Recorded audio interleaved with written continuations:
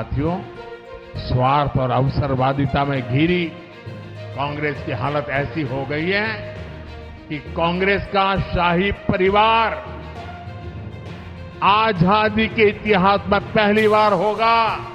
और ये नोट करिए, आजादी के बाद इतने चुनाव हुए, पहली बार दिल्ली में कांग्रेस का जो शाही परिवार रहता है वो कांग्रेस को वोट नहीं देगा।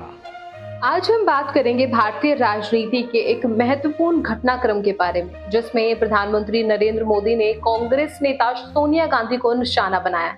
यह घटना राजस्थान के जालोर में एक रैली के दौरान हुई, जहां पीएम मोदी ने उन नेताओं का मजाक उड़ाया जो चुनाव लड़ने और जीतने में सक्षम नहीं। इस घटना के पीछे क्या था, क्या इसका प्रभाव भारतीय राजनीति पर पड़ेगा?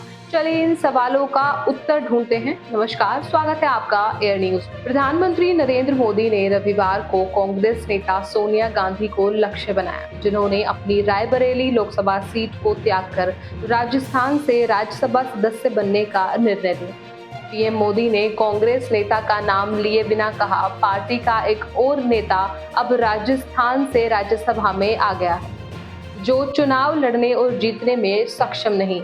वे इस बार राजस्थान आ गए हैं। प्रधानमंत्री की टिप्पणियां राजस्थान के जालोर में रविवार एक रैली के दौरान आई। सोनिया गांधी ने उस सीट को भरा जो पूर्व प्रधानमंत्री मनमोहन सिंह के राज्यसभा कार्यकाल समाप्त होने के बाद खाली हो गई।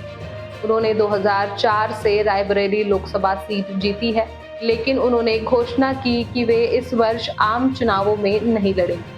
प्रधानमंत्री ने मनमोहन सिंह और सोनिया गांधी का मजाक उड़ाते हुए कहा, आपने पूर्व प्रधानमंत्री मनमोहन सिंह को राजस्थान से राज्यसभा में भेजा, लेकिन क्या आपने उन्हें फिर से राज्य में देखा? पार्टी का एक और नेता अब राज्य से राज्यसभा में आ गया है, जो चुनाव लड़ने और जीतने में सक्षम नहीं। वे इस बार राजस्थान आ गए हैं। उन्होंने कांग्रेस को परिवारवाद और भ्रष्टाचार के दीमक फैलाने का आरोप लगाया।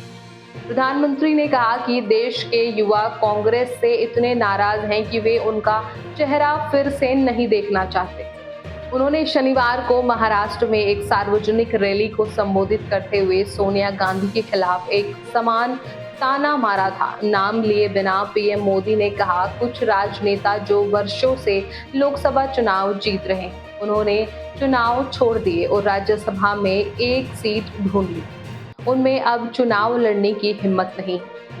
आपको बता दें कि सोनिया गांधी को राजस्थान से राज्यसभा में विरोध रहित चुना गया था और उन्होंने पहले इस महीने शपथ ली।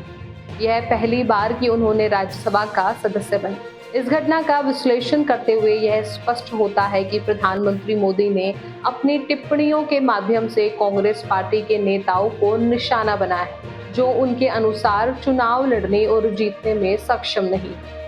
इसके अलावा उन्होंने कांग्रेस को परिवारवाद और भ्रष्टाचार के दीमक फैलाने का आरोप लगाया है, जो देश के युवाओं के बीच उनकी अस्वीकार्यता का कारण बन गया है। इसके बाद यह घटना भारतीय राजनीति पर क्या प्रभाव डालेगी, यह देखना बाकी।